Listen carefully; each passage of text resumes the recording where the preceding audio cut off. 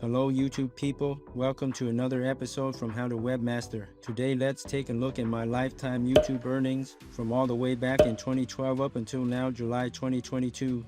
This is all from YouTube AdSense monetization. Back in 2013, I was earning pennies a day. Back in those days, any new channel can apply and get approved for monetization without any subscribers or watch hours requirements. Anyways, for 5 years I probably made around a couple $100. Then around March of 2018, new YouTube monetization requirement rules came out and my channel got demonetized due to low views and watch hours.